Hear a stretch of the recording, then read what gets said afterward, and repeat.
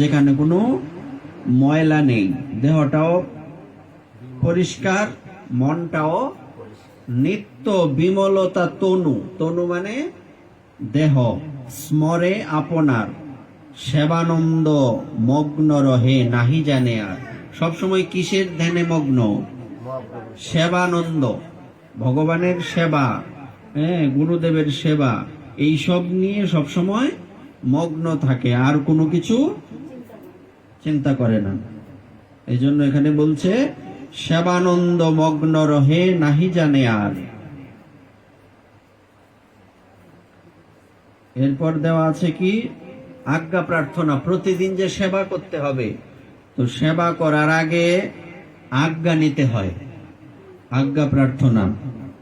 শ্রীগুরু পরমানন্দ প্রেমানন্দ ফলপ্রদ নবদ্বীপ প্রদানন্দ সেবয়াম মাম নিয়োজয়। গুরুদেবের কাছে কি প্রার্থনা করা হচ্ছে? শ্রীগুরু পরমানন্দ প্রেমানন্দ ফলপ্রদা। শ্রী গুরুদেব কি? পরমানন্দ, পরম আনন্দ। আচ্ছা, পরমানন্দ কোথায় থাকে? পরমানন্দ কোথায়? পরমানন্দ হচ্ছে শ্রী গুরুদেবের চরণে। শ্রী গুরু পরমানন্দ প্রেমানন্দ ফলপ্রদা নবদ্বীপ সেবানন্দে যুক্ত কর সদা। নবদ্বীপের সেবানন্দে যুক্ত করার জন্য বলছে। এখানে বৃন্দাবন বলেনি কেন?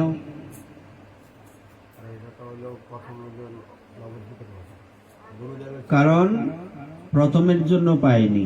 আমি যদি প্রথম বৃন্দাবন বলতাম, তারপরেও তো নবদ্বীপে এটাই আসতো। মূল বিষয়বস্তু হচ্ছে এখানে আগে বুঝতে হবে যে আজ্ঞা প্রার্থনা যখন করা হচ্ছে, এখানে কার কাছে? গুরুদেব। নবদ্বীপে তো গুরুদেব, বৃন্দাবনে গুরুদেবের জায়গা আছে কি? মাথা নাড়াইছো। নবদ্বীপে বৃন্দাবনে গুরুদেবের জায়গা নাই, তাইলে নবদ্বীপ কে আর বৃন্দাবনে কে? কিসের রাধারানী?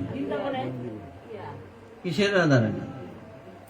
আমি প্রশ্ন করছি, আগে প্রশ্নের উত্তর, প্রশ্নটা বুঝতে হবে তারপরে উত্তর। বলছে নবদ্বীপে হচ্ছে গুরুদেব, বৃন্দাবনে গুরুদেবের জায়গা নাই কেন? সবাই টাসকি লাগছে কেন? প্রশ্ন তো অনেকের মাথায়, এটা কি কথা কয় বৃন্দাবনে গুরুদেবের জায়গা নাই? বলছি গুরুদেবের আসলেই তো জায়গা নাই। ওখানে গুরুদেব তো নারী স্বরূপে আছে, গুরুদেবী না। না, গুরুদেব গুরুরূপা মঞ্জুরি। বৃন্দাবনে হচ্ছে গুরুদেব, আর নবদ্বীপ, নবদ্বীপে হচ্ছেন গুরুদেব, আর বৃন্দাবনে হচ্ছেন গুরুরূপা মঞ্জুরি বা গুরুদেবী। তো গুরুদেবের জায়গা কিসে? গুরুদেব তো মহিলা স্বরূপ। হ্যাঁ, গুরুরূপা মঞ্জুরি। গুরুরূপা মঞ্জুরির আবার আলাদা এই কি বলে বীজ মন্ত্র, তারপর গায়ত্রী মন্ত্র, এগুলি আছে। এই জন্য বলছে শ্রীগুরু পরমানন্দ প্রেমানন্দ ফলপ্রদা নবদ্বীপ সেবানন্দে যুক্ত করো সদা। সদা মানে সব সময়।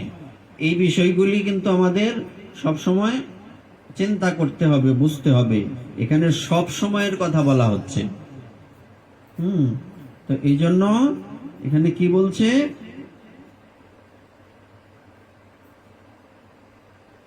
নবদ্বীপ সেবানন্দে যুক্ত করো সদা। সদা, এর আগে আর একটা সদা কি? আমরা যখন আত্মধ্যান দেখলাম, আত্মধ্যানের মধ্যে কি লেখা আছে? সেবানন্দ মগ্ন রহে নাহি জানে আর। সেবানন্দে মগ্ন রহে নাহি জানে আর, এটার অর্থটা কি? বলছে আর কিছু চিন্তা করে না, সবসময় কি চিন্তা করে? সেবা চিন্তা করে, অন্য কোনো চিন্তা এখানে নাই। তারপর কি বলছে?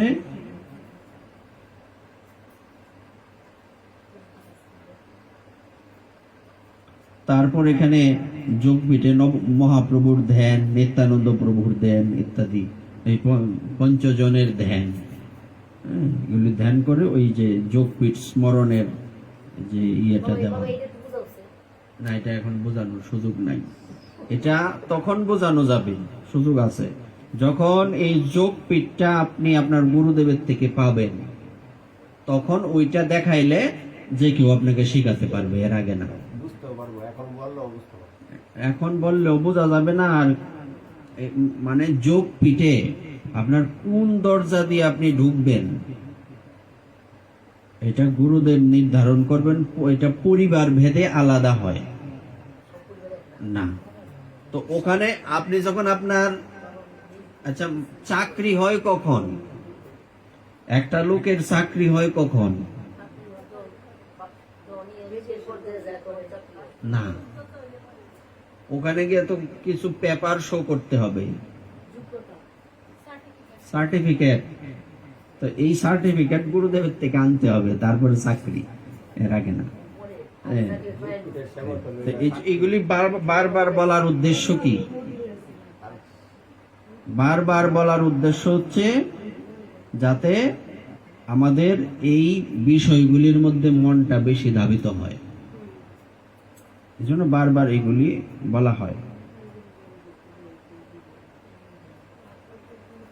আজকে কি একাদশী?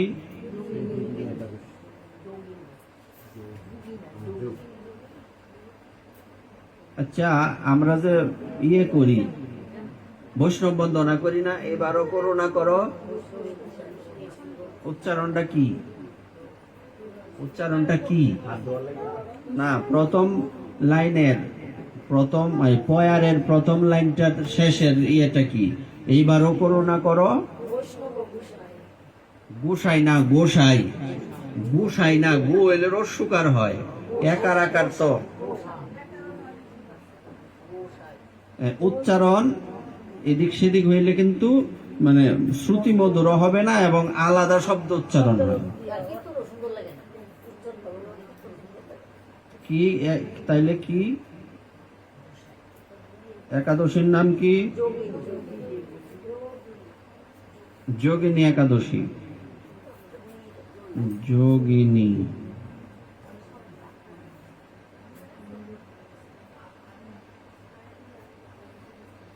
কি মাস? একাদশী।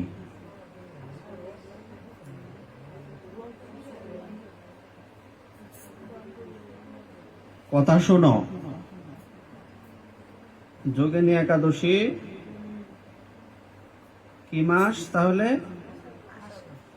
আষাঢ় মাস।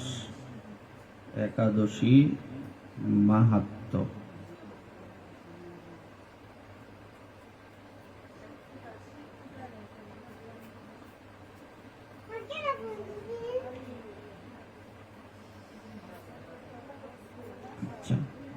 আষাঢ় মাসের কৃষ্ণপক্ষ, এখন কৃষ্ণপক্ষ, আষাঢ় মাসের কৃষ্ণপক্ষিয়া যোগিনী একাদশী ব্রত মাহাত্ম্য ব্রহ্মবৈবর্ত পুরাণে যুধিষ্ঠির শ্রীকৃষ্ণ সংবাদে বর্ণিত আছে। মহারাজ যুধিষ্ঠির ভগবান শ্রীকৃষ্ণকে বললেন, হে বাসুদেব, আষাঢ় মাসের কৃষ্ণপক্ষিয়া একাদশী ব্রত মাহাত্ম্য, একাদশী ব্রত মাহাত্ম্য কি কৃপা বশত আমার কাছে বর্ণনা করবেন? ভগবান শ্রীকৃষ্ণ স্মিত হেসে এই একাদশীর মাহাত্ম্য বলতে শুরু করলেন। হে মহারাজ, সকল পাপ বিনাশিনী ও মুক্তিপ্রদ এই উত্তম ব্রতের কথা বলছি, আপনি শ্রবণ করুন। আষাঢ় মাসের কৃষ্ণপক্ষিয়া একাদশী যোগিনী নামে পরিচিত। শব্দটা উচ্চারণ কি হবে? যোগিনী, যোগিনী না, যোগিনী। একার আকার উকার। মহাপাপ বিনাশকারী এই তিথি পাপ সাগরে পতিত মানুষের উদ্ধার লাভের একমাত্র নৌকা স্বরূপ। ব্রত পালনকারীদের পক্ষে এটি সর্বশ্রেষ্ঠ ব্রত নামে প্রসিদ্ধ। এই প্রসঙ্গে আপনাকে একটি পবিত্র পৌরাণিক কাহিনী বলছি, আপনি শ্রবণ করুন। এক সময় অলকানগরে শিব ভক্তপরায়ণ কুবের নামে এক রাজা ছিল। তিনি প্রত্যহ শিব পূজা করতেন। শব্দটা হবে ছিলেন, এখানে লিখছে ছিল, কারণ ছিল শব্দটা সব জায়গায় ব্যবহৃত হয় না। উনি একজন রাজা, তো এই জন্য ওনার বেলায় ছিলেন শব্দ হবে তিনি, তাই না? ছিলেন, আচ্ছা। তিনি প্রত্যহ শিব পূজা করতেন, যেহেতু শিব ভক্ত। তার হেমমালী নামে একজন মালী ছিলেন এবং সে প্রতিদিন শিব পূজার জন্য মানস সরোবর থেকে ফুল তুলে যক্ষরাজ কুবেরকে দিত। মানস সরোবর কোথায়? তিব্বতেই। তিব্বতেই পড়ছে। এটা কোথায়? আমাদের এই ভারতবর্ষে একটা বিখ্যাত পর্বত রয়েছে। পর্বতটার নাম কি? পর্বতের মধ্যে আমি, ভগবান বলছেন না, হিমালয় পর্বত। হিমালয় পর্বতের মধ্যেই মানস সরোবর আছে। আর মানস সরোবরের জলটা কিরকম? একদম পরিষ্কার, একদম নিচে গভীর পর্যন্ত দেখা যায়। এই মানস সরোবরের জলের সাথে নিজেদের মনকে তুলনা করা হয়। বলছে হৃদয়টা যদি এরকম মানস সরোবরের জলের মতো পরিষ্কার থাকে, তাহলেই কি হয়? সেখানে ভগবানের বাস হয়, তার আগে নয়। তো সেই মানস সরোবর, এই মানস সরোবরের এই হিমালয় পর্বতের মধ্যেই তো কৈলাস। হ্যাঁ, তো সেখানে সেই মালি প্রতিদিন কি করত?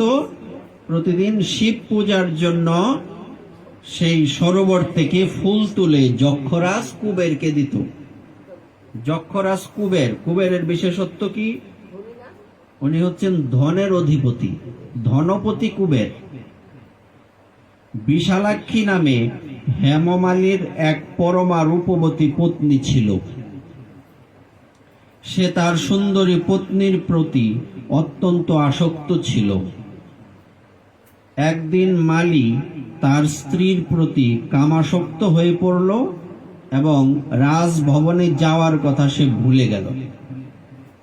অর্থাৎ কারো হৃদয়ের মধ্যে, মনের মধ্যে যখন কামনা প্রবেশ করে, তখন কিন্তু এই লাইনটা শুধু একটা দিক দিয়ে নিলে হবে না, যে সে তার স্ত্রীর প্রতি আসক্ত হয়ে গেল। স্ত্রীর প্রতি আসক্তির জন্য সে যথাসময়ে পুষ্প নিয়ে রাজার কাছে যেতে পারল না। এটা এর মধ্যে সীমাবদ্ধ নয়, এটার একটা বিশেষ অর্থ হয়। শুধু স্ত্রীর প্রতি আবদ্ধ হওয়ার জন্য কেন, আপনার হৃদয়ে যে কোনো কামনা থাকুক না কেন, সেই কামনার দ্বারা যদি আপনি আবদ্ধ হয়ে ভগবানের থেকে দূরে চলে যান, তখন আপনার কি হলো? এই সময়টা আপনার জন্য দুর্ভাগ্য। একটা বৃক্ষের কিছু অংশ থাকে সার আর কিছু অংশ থাকে অসার, যাকে আমাদের ভাষায় বলে বার। সার কাঠ, বার কাঠ এরকম বলে না? একটা হচ্ছে সার আর একটা হচ্ছে অসার। তো সেই অসার সময় কোনটা আর সার সময় কোনটা? যখন আমরা ভগবানের ভজনে নিমগ্ন থাকব, ওই সময়টা হচ্ছে আমাদের জন্য সার। আর এর বাইরে যা কিছু আছে, সেটা যত ভালোই হোক না কেন, সেটা হচ্ছে অসার। অসার কাটে কি সে ধরে? ঘুণে ধরে। সার কাটে কিন্তু কখনোই ঘুণে ধরে না। তেমনি যে সময়টা আমরা অসার কাটালাম, ভগবানের চিন্তার বাইরে অন্য চিন্তা করলাম, আন কথা, ঠাকুর মহাশয় কি বললেন? আন কথা না বলিব, আন কথা না শুনিব, সকলই কহিব পরমার্থ। একমাত্র কৃষ্ণ বিনা যত কিছু আমরা চোখের সামনে দেখতে পাচ্ছি, সবকিছু হচ্ছে অনর্থ। অনর্থ মানে কি? যার কোনো অর্থ নেই, যার ফল কেবলমাত্র জিরো হতে পারে। এই অনর্থ থেকে বেরিয়ে আসার একমাত্র রাস্তা কি? আমাদের সব সময় মাথায় রাখতে হবে, অসার বিষয়গুলি যাতে আমরা গ্রহণ না করি। সার বিষয়টাকে যাতে আমরা সবসময় হৃদয়ে ধারণ করতে পারি, এটা মাথায় রাখতে হবে। তো সেই হেমমালী সে স্ত্রীর প্রতি আসক্ত হওয়ার জন্য যথাসময়ে কি করতে পারলো না, ধনপতি কুবেরের কাছে পুষ্প নিয়ে যেতে পারলো না, যে কারণে কি হয়ে গেল, অপরাধ হয়ে গেল, সেবা অপরাধ হয়ে গেল। তো এই জন্য আমাদের সবসময় মাথায় রাখতে হবে। আবার এখানে একটা সুন্দর টুইস্ট আছে। টুইস্টটা হচ্ছে, আপনি কাজ করছেন অসার, চিন্তা করছেন সার, আপনার কিন্তু সেটাতে কৃপা হবে বেশি। একটা তো যারা সবসময় সার কথা চিন্তা করেন তারা তো সাধুই, তাদের কথা আলাদা। কিন্তু আপনি কাজ করছেন অসার কিন্তু চিন্তা করছেন, এতে কিন্তু আপনার কৃপা হবে। আপনি এমন কাজ সংসারে আমরা যে কর্মগুলি করি, এই কর্মগুলি কি আমাদের মঙ্গল? এগুলিতে কোনো মঙ্গল আছে? অমঙ্গল। কিন্তু আপনি কাজ করছেন, কাজ করছেন অমঙ্গলজনক, কিন্তু আপনি চিন্তা করছেন কিসের? মঙ্গলের। তখন কিন্তু আপনার এই যে অমঙ্গলজনক কাজ করছেন সেটা কিন্তু আর অমঙ্গল রইল না, আপনার এটা কাজে লেগে গেল।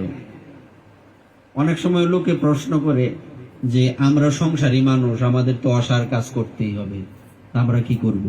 অসার কাজ করেন, কোনো সমস্যা নাই, আপনার চিন্তাটা তো সার করতে আপত্তি নাই।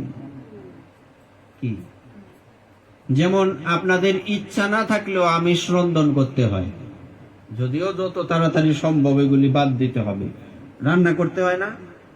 ইচ্ছা না থাকলেও আমিষ রান্না করতে হয়, কিন্তু আপনি আমিষ রান্না করছেন, চিন্তা করছেন কার কথা? তো আপনার এই আমিষ রান্নাটা তো, এটার জন্য তো অপরাধ হবে, কিন্তু আপনি যে সার চিন্তাটা করছেন ভগবানের, তখন ভগবানের দৃষ্টিটা আপনার উপর থাকবে। মানে একবারে ফালাইন না না আর কি, আপনি কথাটা বোঝা গেল? এক হচ্ছে আমি চিন্তাও করি অসার, কাজও করি অসার, তো ভগবান কোন জায়গায় নাম্বার দিব আমারে? খাতায় তো কিছু লেখা থাকতে হবে, তুমি তো খালি খাতায় নাম্বার দিতে পারতা না। কি, যেমন এখনকার একটা বিশেষত্ব হচ্ছে, খাতায় যদি লেখা থাকে নাম্বার 1 হইলেও দিব, 2 হইলেও দিব, কিন্তু খাতায় লেখাই নাই, তোমার নাম্বার কি দিব? খালি খাতায় কিন্তু নাম্বার দিতে পারো, তোমার যত দয়াই থাকুক, তুমি দয়ার মা বা দয়ার বাপ, তোমার দয়ার শেষ নাই, কিন্তু তুমি, তোমার ইচ্ছা কি না, যারা পরীক্ষা দিছে তাদের সবাইরে ফাঁস করাই দেওয়া তোমার ইচ্ছা। খাতা দেহ না এরকম, ফাঁস করাই দেওয়ার ইচ্ছা না? খাতাত লেখাই নাই, খাতায় তো লেখাই নাই, তুমি কেমনে নাম্বার দিবা? এটা দিতে পারবা তখন, ইচ্ছা থাকলেও তখন নাম্বার দেওয়া সম্ভব না। তেমনি ভগবানের সেবাটাও এইরকম, চিন্তাটাও এইরকম। তুমি অসার কাজ করছো, আমিষ রান্না করছো, আরো অনেক অসার কাজ আছে, একটা দিয়ে বুঝাইলাম আর কি। তো কিন্তু তুমি চিন্তা করছো ভগবানের, তুমি চিন্তা করতে করতে ভগবানের কথা ভাবতে ভাবতে তোমার মনটা চলে গেল ভগবানের কাছে, কিন্তু কাজ করছো অসার, অপরাধের কাজ করছো, এতেও তোমার ভগবান নাম্বার দিব, নাম্বার না দিয়ে ভগবান পারতো না। তো সংসারী জীবের একটাই মন্ত্র, সে মন্ত্রটা কি? প্রথম আমাকে মাথার মধ্যে সেট করতে হবে যে আমি এমন একজন ব্যক্তি, আমি সংসারী হই আর যেই হই, এই পৃথিবীতে আমার কেউ নাই, আমার কিছু নাই, এটা আগে মাথায় সেট করতে হবে। আমি যেহেতু রক্ত মাংসের শরীরে আছি, আমাকে এই সংসারের কর্তব্য করতেই হবে, এটা করে যাব। ওই দিন কি বলছিলাম, ওই সূত্রটা মনে আছে যে আমার উপর অনেকের অধিকার, কিন্তু আমার কারো প্রতি অধিকার নাই, তাহলে দেখবা আর কোনো ঝামেলাও নাই। হ্যাঁ, আমার প্রতি অনেকের অধিকার, কিন্তু আমার কারো প্রতি কোনো অধিকার, তাহলে দেখবা ঝামেলা নাই। অর্থাৎ যদি এই ভাবনা থাকে তখন মনে হবে যে আমি একজনের উপকার করলাম, সে তো আমার তার জন্য প্রত্যুপকার করলো না, কষ্ট হবে কিনা তখন। কিন্তু যখন চিন্তা করবেন আমার কাজ তো তার উপকার করা, কিন্তু আমার তো তার উপর অধিকার নাই, তা আমি প্রত্যুপকারের আশা করি কেন? তাহলে দেখবেন অশান্তি থেকে আপনি মুক্ত। শান্তির সবচেয়ে বড় সূত্র হচ্ছে এই একটা, আর কোন সূত্রের দরকার নাই। না, এই বিষয়টা, এই একটা সূত্র। আমার উপরে অনেকের অধিকার, কিন্তু আমার কারো উপরে কোনো অধিকার নেই। এই কথাটা বুঝতে তো আমাদের সমস্যা হয়েছে না, এইটা মাথায় রাখতে হবে 100%। আর এখানে কি বললাম, যে এটা মাথায় রাখতে হবে যে এই পৃথিবীতে আমার কেউ নাই, কিছু নাই, কোনো ব্যক্তিও আমার না, কোনো দ্রব্য আমার না। তাইলে আমার কি? আমার একজন রয়েছেন, তিনি হচ্ছেন আমার ভগবান, ইনি আমার। এখন প্রশ্ন হচ্ছে, ইনি আমার, ইনাকে কি আমি আমার করতে পেরেছি? বলছে করতে না পারলেও উনি আমার। যদি আমি করতে নাও পারি তাও, যেমন বিষয়টা এরকম আর কি, যে আমি কাজ করলে আমি সম্পত্তি কি করতে পারবো? অর্জন করতে পারবো। যদি কাজ না করি সম্পত্তি অর্জন করতে পারবো না। কিন্তু যেটা আমার বাপ দাদার সম্পত্তি, এটা তো আমার, আমি অর্জন করি আর না করি, আমি কাজ করি আর না করি, এটা আমারই। অর্থাৎ আমার বাপ দাদার সম্পত্তি, পৈতৃক সম্পত্তি আমার। এটা কিন্তু আমি যদি কাজ খারাপও করি আমার, ভালো করি তাও আমার। কেন আমার? এটা আমি পরম্পরায় পেয়ে আসছি। তেমনি ভগবানকে আমি আমার মনে করতে পারি আর না করতে পারি, উনি আমার। এটা আমার বাপ দাদার সম্পত্তি, এটা আগে মাথায় রাখতে হবে। তো আমার কে? ভগবান আমার, আমি ভগবানের। এই সংসারেও কেউ আমার না, কিছু আমার না, কোনো ব্যক্তিও আমার না, কোনো দ্রব্য আমার না। তাহলে আর আমার কোনো টেনশন থাকার কথা না। এই দুটো বিষয় যদি কেউ মাথায় রাখে, ইনার সংসারের অশান্তি হওয়ার কোনো সুযোগ নাই, কোনো সুযোগ নাই। তো ওই ব্যক্তি ইচ্ছে করলে যে কাউকে নিজের করতে পারবে, ইচ্ছে করলে যে কাউকে দূরেও সরিয়ে দিতে পারবে। শনি মঙ্গলবার লাগবে না ওনার। আর এই বিষয়ে কোনো, ওনার কোনো কি বলে, উনি এই জায়গায় স্ট্রং, তাকে বলছে সাধু। সাধু হইতে বেশি কিছু লাগে না, সাধু হইতে বেশি কিছু লাগে না। এই দুইটা বিষয় কারো মনের মধ্যে যদি থাকে, তাহলে সে সাধু।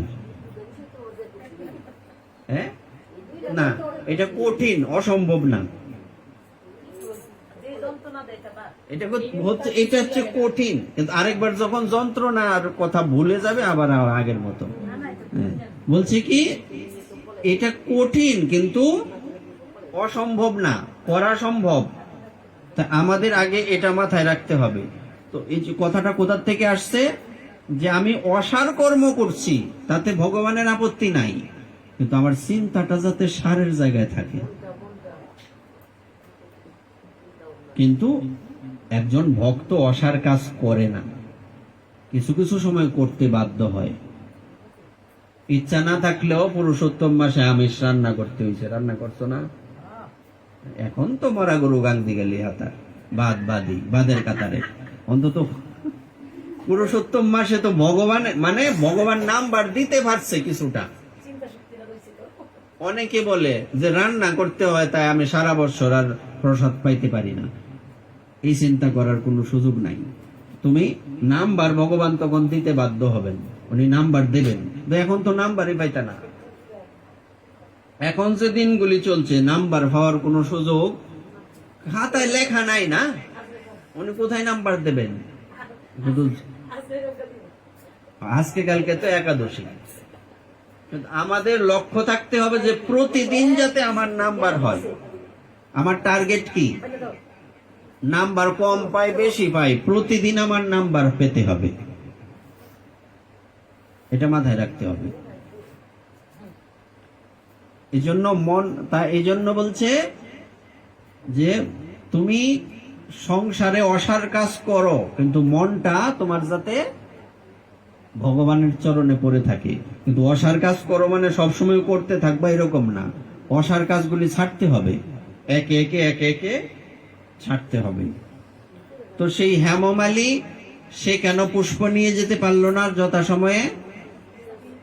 স্ত্রীর প্রতি আসক্ত হয়ে যাওয়ার কারণে। একদিন, আচ্ছা এটা তো গেল, বেলা 2 প্রহর কেটে গেল। 2 প্রহর মানে কয় ঘন্টা? 2 প্রহর কেটে গেল। চিন্তা করো, 6 ঘন্টা চলে গেছে। তো কয়টা বাজছে? 12টা। তো ফুল নিয়ে যাওয়ার কথা কয়টা? অর্চন করি কয়টায়? 6টা না 7টা, সর্বোচ্চ 8টা। তো কত ঘন্টা সময় নষ্ট হয়েছে? আচ্ছা, অর্চনের সময় কেটে যাচ্ছে কিন্তু ফুল এসে পৌঁছালো না। সব দেখে রাজা অস্থির ও বিচলিত হলেন। মালির বিলম্বের কারণ অনুসন্ধান করতে এক রাজদূত প্রেরণ করলেন তার বাড়িতে। এক দূত পাঠালেন, গিয়ে দেখো তো সে যথাসময়ে কেন পুষ্প নিয়ে আসেনি। রাজদূত সবকিছু পর্যবেক্ষণ করে এসে রাজাকে জানালেন, হে রাজন, হেমমালী গৃহে স্ত্রীর সাথে আনন্দে মত্ত। দূতের কথা শুনে রাজা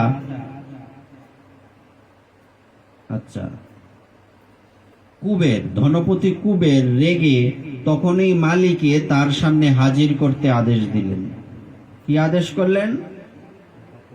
তাকে ধরে নিয়ে আসো। এদিকে মালি পূজার সময় অতিবাহিত হয়েছে বুঝতে পেরে অত্যন্ত ভয় পেল। তাই স্নান না সেরেই সে রাজার কাছে উপস্থিত হলো। তাকে দেখা মাত্র রাজা কুবের ভীষণ ক্রোধান্বিত হয়ে চোখ রাঙিয়ে গলার শিরা ফুলিয়ে ধমক দিয়ে বললেন, ওরে পাপিষ্ঠ দুরাচার, তুই দেব পূজার পুষ্প আনতে অবজ্ঞা করিস, রাজকাজে অবহেলা করিস, তাই আমি তোকে অভিশাপ দিচ্ছি, তুই শ্বেত কুষ্ঠগ্রস্ত হয়ে যা এবং তোর প্রিয়তমা ভার্যার সাথে তোর চিরবিয়োগ সংগঠিত হোক।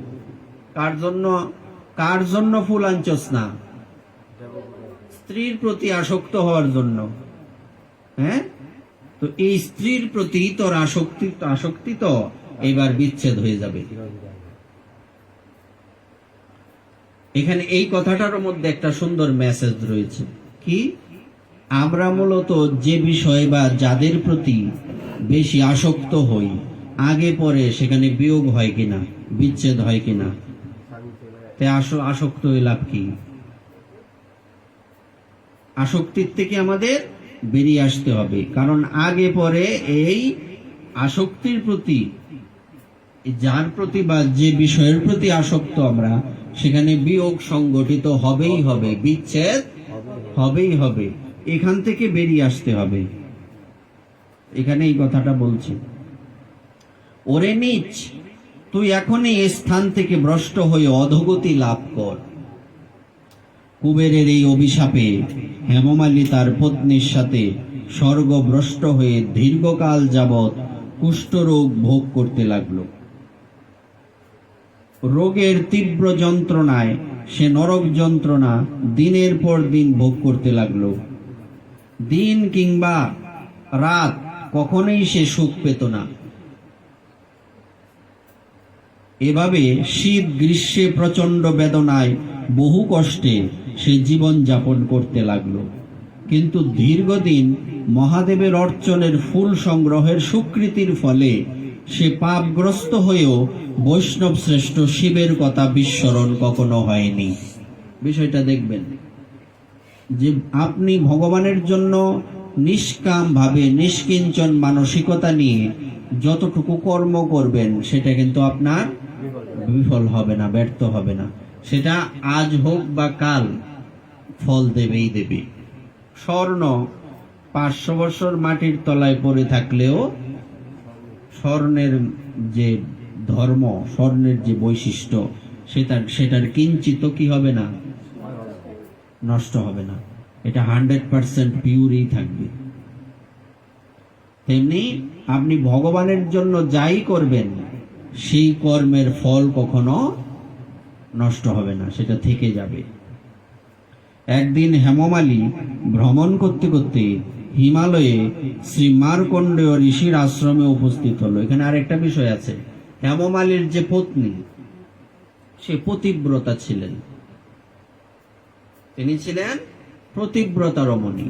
আর প্রতিব্রতা রমণী হওয়ার জন্য উনি শ্বেত কুষ্ঠরোগগ্রস্ত হওয়ার ফলেও সেই স্বামীকে কখনো উনি ত্যাগ করেননি, যে আমার জন্য আমার স্বামীকে অভিশাপ পেতে হয়েছে, সুতরাং উনাকে আমি ত্যাগ করতে পারি না। এটাও কিন্তু একটা মেসেজ, ওনাকে আমি ত্যাগ করতে পারি না। এই জন্য কথাই বলে, নিজ জনকে যে দুঃসময়ে পাশে থাকে। সুসময়ে বন্ধু বটে অনেকেই হয়, অসময়ে হায় হায় কেউ কারো নয়। দেখুন, দুঃসময়ে বন্ধু পাওয়া কিন্তু অত্যন্ত কঠিন। এই জন্য বলা হয় যে দুঃসময়ে যে ব্যক্তি তোমার সাথে তোমাকে সাথ দিয়েছে, তোমার সঙ্গে রয়েছে, তাকে কখনো ভুলে যেও না। সুসময়ে বন্ধু অনেক পাবে, ওই সময় বন্ধুর দরকার নাই, বন্ধু পাবে, কিন্তু দুঃসময় যে তোমার হাত ধরেছে তাকে কখনো ত্যাগ করো না। আর এই পৃথিবীতে এইরকম লোক কিন্তু রেয়ার, খুব কম, খুঁজে পাওয়া অত্যন্ত দুঃসাধ্য। আর মূলত প্রকৃতপক্ষে দুঃসময়ে কে কাছে থাকেন, কে পাশে থাকেন? ভগবান, আর কেউ থাকবেন না। আপনি, হ্যাঁ, ভগবান কোনো মানুষের মাধ্যমে আপনাকে কৃপা করবেন। দুঃসময়ে বন্ধু পাওয়া যায় কিনা? কখনো কখনো কিন্তু পাওয়া যায়। এটা কার জন্য পাওয়া গেল? ভগবানের জন্য পাওয়া গেল। তো মূলত দুঃসময়ে কে কাছে থাকে? ভগবান। আজকে আপনি সংসারকে দিতে পারলে সংসার আপনাকে বাহবা দেবে, হাতে তালি দিবে। তো আপনি দিতে পারবেন না, সংসার আপনাকে ধিক্কার দেবে, মুহূর্তের মধ্যে আপনাকে সংসার ত্যাগ করে দেবে। পারে না, এটার একটা লাভ কি? কিন্তু আপনি ভালো থাকেন, মন্দ থাকেন, অসুস্থ থাকেন, সুস্থ থাকেন, যে কোনো পরিস্থিতিতে থাকেন, ভগবান কখনো আপনাকে ত্যাগ করবে না। তো অসময়ের বন্ধুকে, তাহলে ভগবানকে বলা হয় কাঙালের বন্ধু। কেন কাঙালের ঠাকুর? কারণ কি? কারণ উনি আপনাকে ত্যাগ করবেন না, উনি আমাকে ত্যাগ করতে পারেন না। ত্যাগ করতে পারেন না বলে আমরা এখনো আছি, সামনেও থাকবো। তো সবচেয়ে বড় সমস্যার দুঃখজনক বিষয় হচ্ছে আমরা কিন্তু ভগবানের সেই কৃপার কথাটা মনে রাখি না, কৃপার কথাটা ভুলে যাই। অসময়ে ভগবানের কথা ভাবি বটে, কিন্তু সুসময়ে ভগবানের কথা ভুলে যাই, মনে রাখি না। এই জন্য আমাদেরকে সুবিধাবাদী বলা হয়।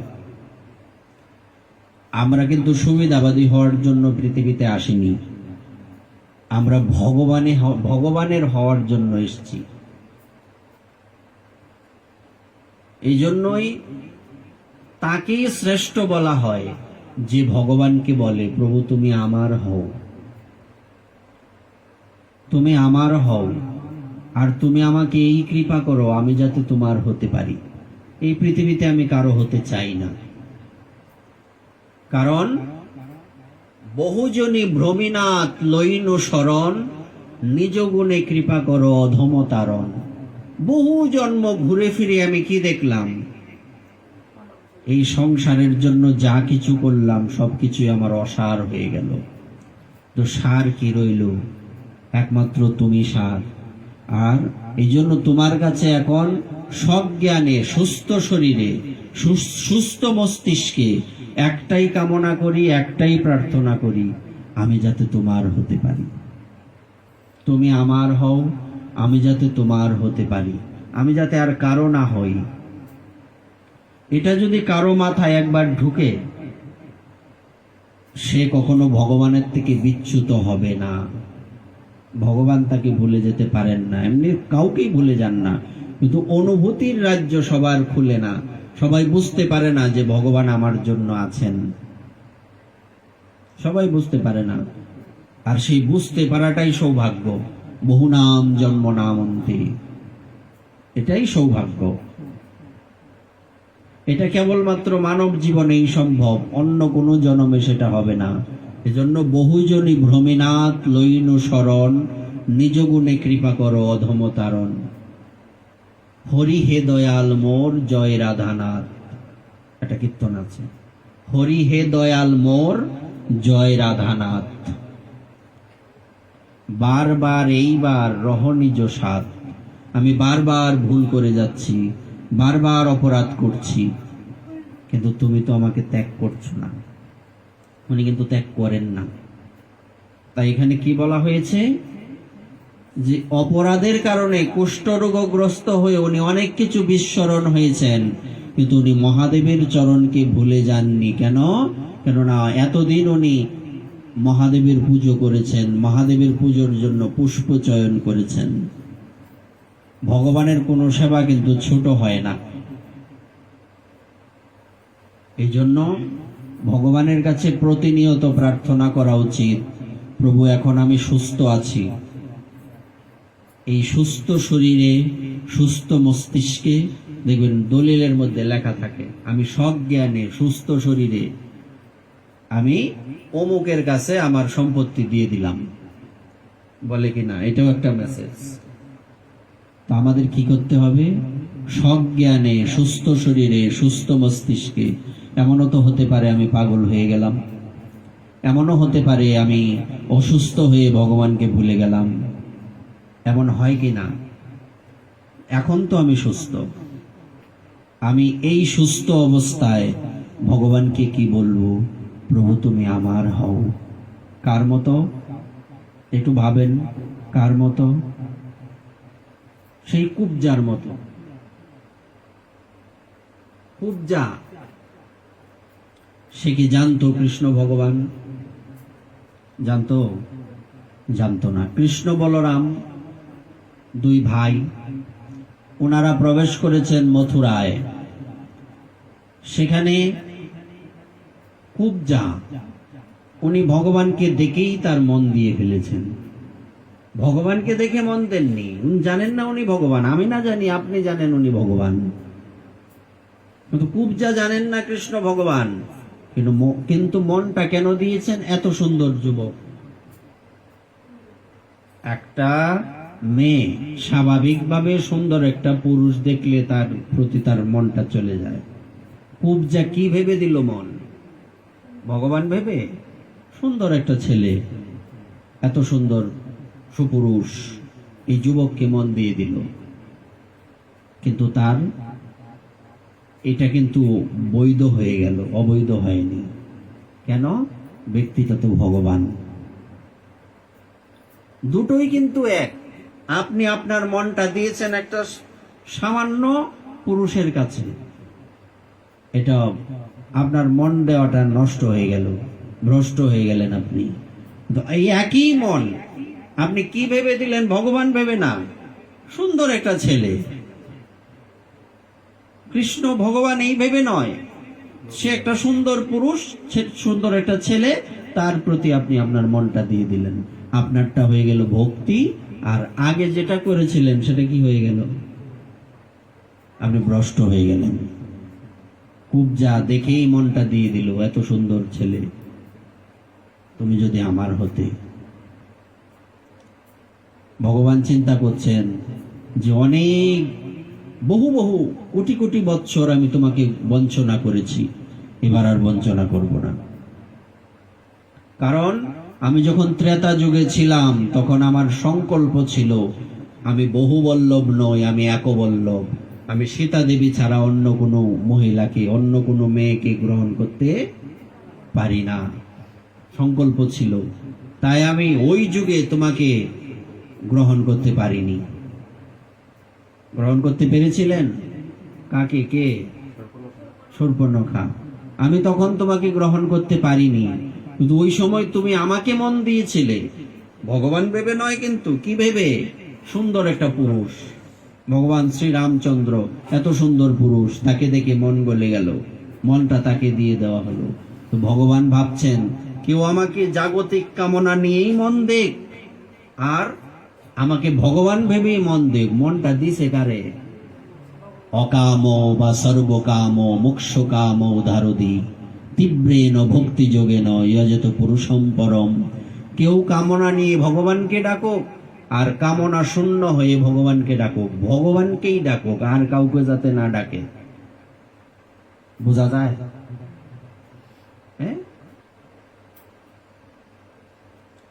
কি বলে, একটা কথা বলে যে সিজনাল ভক্ত, দামোদর মাসের সিজনাল ভক্ত, পুরুষোত্তম মাসের সিজনাল ভক্ত, আবার ওই যে শ্রাবণ মাস আইতাছে, এবার কার কোন মার ভক্ত? মা মনসার ভক্ত, সিজনাল ভক্ত। এটা পুরো ডেঞ্জারাস। সিজনাল ভক্তি আমাদের ছাড়তে হবে। এই জন্য কি বলছে যে অকাম সর্বকাম বা মোক্ষ কাম উদারদি। তুমি যত কামনায় থাকো, তুমি অত জায়গায় যাও কেন, এক জায়গায় মনটা দেও। কামনা থাকো, সমস্যা নাই, কিন্তু ভগবান ওই কামনাটা এক সময় রাখবেন না। কৃষ্ণ কহে আমা ভজে মাগে বিষয় সুখ, অমৃত ফেলে বিষ মাগে কত বড় মূর্খ। কিন্তু সে বিষ কেন মাগছে সে বুঝতে পারছে না, বিষ কি আর অমৃত কি। কিন্তু আমি বিজ্ঞ অজ্ঞে বিষয় কেনে দেব, সচরণামৃত দিয়া বিষয় ভুলাইব। কৃষ্ণকে মন দেওয়ার একটাই বিশেষত্ব, সেটা হচ্ছে আপনি যখন কৃষ্ণকে মন দেবেন, তখন আপনি কামনা নিয়ে মন দিয়েছেন, কিন্তু কৃষ্ণ আপনাকে, আপনি যেটা চেয়েছেন সেটা দেবেন না। উনি চিন্তা করবেন এটা আমি যদি তাকে দেই তার বিনাশ হবে, আমি তা দিতে পারি না। এই জন্যই এখানে কৃষ্ণের বিশেষত্ব। তো আগের জন্মে, তো আগের যুগে তো তোমাকে কৃপা করতে পারিনি, লক্ষ কোটি বৎসর তোমাকে অপেক্ষা করিয়েছি, এবার আর করব না। ওই দিন উনি বলেছিলেন, এবার উনি চিন্তা এটাও করছেন, আমি যে তাকে গ্রহণ করে নিলাম মন থেকে, কিন্তু মায়া তো তাকে আরো সংসারের নানান সমস্যায় ফেলে দেবে, আমাকে সে ভুলে যাবে। তো সে আমাকে ভুললে কি হবে, আমি যাতে তাকে না ভুলি। শূর্পণখা ভুলে গিয়েছিলেন ভগবান রামচন্দ্রকে, উনি মনে রাখেননি, ভগবান মনে রেখেছেন। এবং অন্য কোনো পুরুষের তার দিকে দৃষ্টি যাতে না যায়, নাক কান কেটে দিলেন। ইতিহাসটা বোঝা গেল? তার নাক কান কাটার কোনো প্রয়োজনই ছিল না। নাক কান কাটার কারণ কি? ধরো তোমার নাক নাই, কান নাই, কোনো পুরুষ তোমার দিকে তাকাবে? সত্যি করে বলো, তাকাবে? তাকাবে না। এই জন্য নাক কান কেটে দেওয়া হলো। আমার দৃষ্টি যেখানে পড়ে গেছে সেখানে যাতে অন্য কারো দৃষ্টি না পড়ে। কই তোমার দৃষ্টি পড়ছে? কই তার দৃষ্টি না তোমার প্রতি পড়ছে? বলছে একই কথা, কথা একই। তুমি সোজা সিঁদুর দেওয়ার মাথা ঘুরা, হাত ঘুরাই আন্না সিঁদুর দেও, সিঁদুরই তো দিলা, কথা একই। আমার দৃষ্টি কারো প্রতি পড়ুক আর না পড়ুক, তার দৃষ্টি আমার প্রতি পড়ছে মানে আমার দৃষ্টি পড়তে বাধ্য। এই জন্যই মাখন খাওয়ার পর ভগবান ওই পাত্রটা ভেঙে দিতেন। কেন ভেঙে দিতেন? যেই পাত্র একবার গোবিন্দ সেবায় লেগেছে, ওই পাত্র যাতে আর কোনো সেবায় না লাগে। ডটগুলি মিলে কিনা? এই জন্যই ভগবান প্রতি ক্ষণে ক্ষণে ভক্তের ভালোর জন্য কখনো এই জাগতিক দৃষ্টিকোণ থেকে দেখতে গেলে অমঙ্গল করে থাকেন। সেটা অমঙ্গল নয়, সেটা তার জন্য মঙ্গল। আমি বিজ্ঞ অজ্ঞে বিষয় কেনে দেব। আমি তো জানি দেবর্ষি নারদকে আমার রূপটা দিয়ে দিলে সে ওই মেয়ের চক্করে পড়ে তার জীবন নষ্ট হবে। আমি কি এটা করতে পারি? তাই বান্দরের মুখ। আপাত দৃষ্টিতে কি দেখা যাচ্ছে? এটা ভগবান করতে পারলেন। উনি ওনার ভক্তকে একটা সবার সামনে লজ্জিত করলেন। এটা কি করা উচিত? স্বাভাবিক দৃষ্টিকোণ থেকে কি এটা করা উচিত নয়। ভগবান এটা করতে পারেন না। কিন্তু আমরা যদি এটাকে গভীরভাবে বিশ্লেষণ করি তাহলে কি পাবো? এটা করাতে দেবর্ষি নারদের মঙ্গল হয়েছে। যখন দেবর্ষি নারদ বুঝতে পারলেন ভগবান আমার মুখটা বাদরের কেন করেছেন, উনি তখন কাঁদতে কাঁদতে বলেছিলেন, এই জন্যই তুমি আমার, এই জন্যই তুমি ভগবান, অন্য কেউ এটা পারবে না, করতে পারবে না, সম্ভব নয়, এটা ভগবানই পারেন। আমি তো হারিয়ে যেতে পারতাম, এই রাজার মেয়ের রূপের প্রতি আকৃষ্ট হয়ে আমি সংসারী হয়ে তোমাকে ভুলে যেতে পারতাম, কিন্তু তুমি তো আমাকে ছাড়োনি। আমি তোমাকে ছেড়ে দিয়েছি, কিন্তু তুমি আমাকে, এই জন্যই তুমি ভগবান। তাই ভগবানের কাছে কি বলতে হবে? আমি এখন সুস্থ, সজ্ঞানে আছি, সুস্থ শরীরে আছি, প্রভু এখন তুমি আমার হও। আর আমি এখন বলছি তোমাকে, যদি আমি তোমাকে ভুলেও যাই, তুমি আমার হাতটা ছেড়ে দিও না। এই কথা সেই বৃত্রাসুর বলেছিলেন। আকাশের দিকে তাকিয়ে বৃত্রাসুর বলেছিলেন, প্রভু এখন আমার মৃত্যু হোক। ইন্দ্রদেবকে বলছেন, ইন্দ্র তুমি এখনই আমাকে মেরে ফেলো। কি বলছো? মাথা ঠিক আছে তো? তুমি আমার সাথে যুদ্ধ করতে এসছো, তুমি জিতবে, এখন তুমি অস্ত্র ফেলে দিয়ে দাঁড়িয়ে আছো কেন? আমাকে এখন মেরে ফেলো, বুঝতে পারছি না কিছু। দেবরাজেন্দ্র দিক বিদিক জ্ঞান শূন্য হয়ে গেলেন, কি কথা বলে। কিন্তু উনি তো ভক্ত, উনি প্রকৃত কথাই বলছেন। কেন? আমি যখন এখন মরব, আমি ভগবানের নাম করতে করতে মরতে পারবো। এমনও সময়ও আসতে পারে, আসবে, যখন আমি অসুস্থ, আমি অজ্ঞান, আমার মৃত্যু হয়ে গেল, আমি তো ভগবানকে ডাকতে পারলাম না। এই জন্য কখন তুমি আমার হবে? ভগবানের ভজনের সময় কখন? এখন, আগামীকালকে নয়, রাত পোহালে নয়, এখন ভগবানের ভজনের সময়, তুমি আমার হও। ভগবান বলেছেন, আর তোমাকে লেট করাবো না, অনেক দেরি করিয়েছি। কি চাও? না তোমাকে দেখে মনে হলো আমি যদি তোমাকে সুন্দর করে সাজিয়ে দিতে পারতাম। দেখো না, ওই যে আমাকে, আমার নাম ত্রিবক্রা, কুবজা, 3 জায়গায় আমার বাঁকা, টেরিমেরি কুকরি। তো আমার প্রতিদিনের কাজ হচ্ছে মহারাজ কংসের জন্য অনুলেপন প্রস্তুত করা। সহজে যদি বলি, সহজ কথায় আরো সহজে বললে, মহারাজ বা মহারানীদের পার্লার থাকে না? থাকে না? কুবজা হচ্ছে ওই পার্লারের প্রধান। মহারাজ কংসের পার্লারের, পুরুষেরও তো পার্লার আছে, ধনীরা আছে আর কি, গরিবরা নাই, এটা আলাদা বিষয়। গরিবরা পার্লারে যাবো, মাথা নষ্ট, খাইতেই পায় না। তো ওই আমি এতদিন কংসকে সাজিয়েছি, কিন্তু কংসকে সাজিয়ে বুঝতে পারলাম কংসকে সাজানোর জন্য আমি নই। তোমাকে দেখার পর, আগে তো এটা আমার মাথায় আসেনি। সুতরাং আমার এই চন্দন তোমার জন্য, কংসের জন্য নয়। কি চাও বলো স্পষ্ট করে, আমি তোমাকে সাজাবো। এক মুহূর্তের মধ্যে, মুহূর্ত তো নয়, সেকেন্ডের মধ্যে কুবজার প্রেমটা ভক্তিতে পরিণত হয়ে গেল। এটা কাম ছিল, প্রেম নয়। কিন্তু কামটা কোথায় পতিত হয়েছিল? ভগবানের উপর। এজন্য বুঝতে হবে যে তুমি কোথায় গেলে। 1 লিটার জলের দাম বাজারে কত? 20 টাকা। এই 1 লিটার জলের দাম 200 টাকা। তুমি যদি কোথায় যাও, হ্যাঁ হ্যাঁ, ওখানে দাম বেশি, 5 স্টারেও দাম বেশি। আবার বিমানবন্দর যাও, 20 টাকার জলের বোতল কত? 200 টাকা। 50 না, 200 টাকা। একই জল তো না, এই জলের মধ্যে কোনো বিশেষত্ব আছে? তো এমন হলো কেন? জায়গা বিশেষ। তোমার মনটা যখন একটা পুরুষের উপরে গেল, এটা কাম, আর যখন কৃষ্ণের উপরে গেল, একই কথা। এখানে কোনো বাধা ধরার নিয়ম রাখবা না যে এটা কেমন কথা, কৃষ্ণকে কি আমি স্বামীর মতো ভাবতে পারবো? হ্যাঁ, ভাবতে পারবো, কোনো সমস্যা নাই। আর বেশি ভাবো, কোনো সমস্যা নাই। কিন্তু ওইটা প্রেম হয়ে যাবে, ওইটার কাম থাকবে না। ছোট্ট একটা পার্থক্য। একই জলের বোতল, 20 টাকা আর 200 টাকা। সৈন্য হয় না, একটা বাড়ছে, বলছে সৈন্য হইলে কি সৈন্যর দাম বেশি। কোন দিকে বেশি, বাম দিকে না ডান দিকে? বাম দিকে দিলে কোনো লাভ নাই।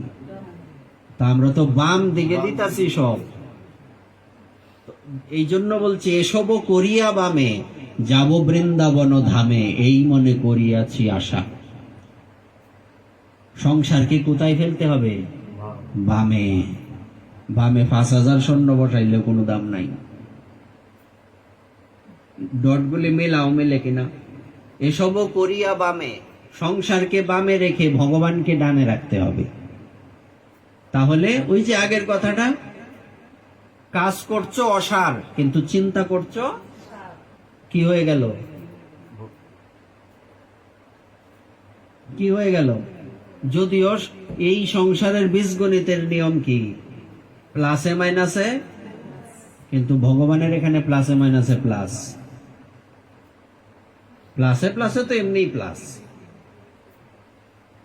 এই সংসারে মাইনাসে মাইনাসে প্লাস, কিন্তু ভগবানের এখানে মাইনাসে মাইনাসে মাইনাস, সব মাইনাস।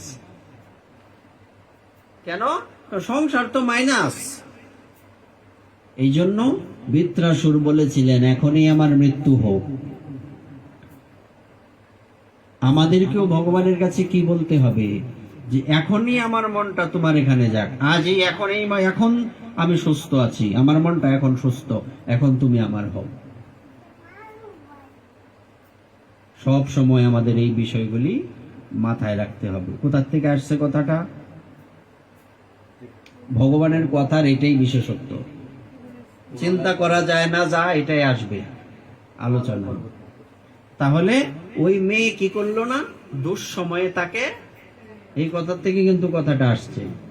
হেমমালির স্ত্রী, হেমমালির যখন শ্বেত কুষ্ঠ হয়ে গেল, তাকে কিন্তু ত্যাগ করেনি। এটাই প্রতিব্রতা রমণীর বৈশিষ্ট্য। তারপর একদিন হেমমালী ভ্রমণ করতে করতে হিমালয়ে শ্রী মার্কণ্ডেয় ঋষির আশ্রমে উপস্থিত হলো। কুষ্ঠরোগে পীড়িত সপত্নী হেমমালীকে দর্শন করে শ্রী মার্কণ্ডেয় তাকে জিজ্ঞাসা করলেন, তুমি কার অভিশাপে এরকম নিন্দনীয় কুষ্ঠরোগগ্রস্ত হয়েছ? হেমমালী কাতর কণ্ঠে অনুতাপের স্বরে বলতে লাগলো, হে মুনিবর, রাজা ধনকুবেরের আমি ভৃত্য ছিলাম। আমার নাম হেমমালী। আমি প্রত্যহ মানস সরোবর থেকে ফুল তুলে শিব পূজার জন্য রাজাকে দিতাম, কিন্তু দুর্ভাগ্যক্রমে একদিন স্ত্রীর মনোরঞ্জন হেতু কামাসক্ত হওয়ায় সেই ফুল দিতে বিলম্ব হয়। রাজার অভিশাপে এই রকম দুর্দশাগ্রস্ত হয়েছি। পরোপকারী সাধুদের স্বাভাবিক কর্ম। হে ঋষি শ্রেষ্ঠ, আমি অত্যন্ত অপরাধী, কৃপা করে আমার প্রতি প্রসন্ন হন। সাধুদের বৈশিষ্ট্য কি? পরোপকার। এতে মার্কণ্ডেয় ঋষির মন বিগলিত হলো এবং এই রোগজ্বালা ভোগ থেকে মুক্তির পথ বলে দিলেন। হে মালী, তোমার মঙ্গলের জন্য শুভ ফল প্রদানকারী এক ব্রতের উপদেশ দিচ্ছি। তুমি আষাঢ় মাসের কৃষ্ণপক্ষের যোগিনী নামক একাদশী পালন করো। এই ব্রতের পুণ্য প্রভাবে তুমি অবশ্যই কুষ্ঠরোগ ব্যাধি থেকে মুক্ত হবে। শ্রীকৃষ্ণ বললেন। মার্কণ্ডেয় ঋষির উপদেশ শ্রবণ করে হেমমালী তাকে প্রণাম জানিয়ে আশ্রম ত্যাগ করল। পরে অত্যন্ত আনন্দে ঋষির আদেশ মতো, আচ্ছা, গুরুদেবের সাধুদের আদেশ কিভাবে পালন করতে হবে? আনন্দ সহকারে। ইচ্ছা নাই করার, তাও করতাছি, গুরুদেবের আদেশ আর আমার জান শেষ, এইরকম হইলে হবে না। গুরুদেবের আদেশ কিভাবে মানতে হবে? আনন্দের সহিত। এটা একটা মেসেজ। প্রত্যেকটা লাইনের প্রত্যেকটা অক্ষরে অক্ষরে মেসেজ দেওয়া। আচ্ছা, তারপর নিষ্ঠার সঙ্গে যোগিনী একাদশী ব্রত উনি পালন করলেন। যোগিনী একাদশীর সুফল প্রভাবে হেমমালী সমস্ত রোগ থেকে মুক্ত হয়ে পত্নী সহ সুখে জীবন যাপন করতে লাগলো। শ্রীকৃষ্ণ আরো বললেন, হে মহারাজ যুধিষ্ঠির, আমি আপনার কাছে এই ব্রত উপবাসের মহিমা কীর্তন করলাম। এই ব্রত পালনে ৮৮,০০০ ব্রাহ্মণগণকে ভোজন করানোর ফল হয়। কত হাজার? তো একাদশী ব্রত করবে, আমরা খাওয়াইও না, ঠিক আছে না? এই কথা আর ঠিক উচিত হয়েছে না। এই জন্য ফল দিবা একাদশীর দিন, পরে আর কোনোদিন আইও না। বলছে একাদশী, এই একাদশী করলে কি হয়? 88,000 ব্রাহ্মণ ভোজনের ফল হয়। যে ব্যক্তি এই মহাপাপ বিনাশকারী ও পুণ্য ফল প্রদায়ী যোগিনী একাদশীর কথা পাঠ ও শ্রবণ করে, সে অচিরেই সর্বপাপ থেকে মুক্ত হয়। একাদশী ব্রত পালনের প্রকৃত উদ্দেশ্য কেবল উপবাস করা নয়, নিরন্তর শ্রী ভগবানের স্মরণ, মনন ও শ্রবণ কীর্তনের মাধ্যমে একাদশীর দিন অতিবাহিত করতে হয়। আমরা কি কথা দিয়ে শুরু করছিলাম মনে আছে? কি কথা বলছিলাম? ধ্যান। এই শেষে দেখবেন প্রত্যেক একাদশী বা যে কোনো বিষয়ের শেষে কি থাকে? স্মরণ, মনন, শ্রবণ, এগুলি আসে কিনা? এই ঘুরে ফিরে কিন্তু আপনার আমার ভজন কোথায়? স্মরণ। ওই ঘুরে ওই স্মরণেই যাবে। আচ্ছা, এগুলির মাধ্যমে একাদশী দিন অতিবাহিত করতে হয়। হ্যাঁ, তাহলে কি হবে? যারা এই একাদশী ব্রত পালন করে তাদের কি হয়? অবশ্যই কৃষ্ণ ভক্তি লাভ হয়। তো আমরাও যদি কৃষ্ণ ভক্তি লাভ করতে চাই, আমাদের কি করতে হবে? একাদশী ব্রত নিষ্ঠা সহকারে গুরুদেব এবং সাধুদের কথা সানন্দে, আদেশ আর জান শেষের মতো না, সানন্দে পালন করতে হবে, ভক্তি সহকারে। তাহলেই আমাদের কি হবে? জীবন সুন্দর হবে। জয় জয় শ্রী রাধে নিতাই।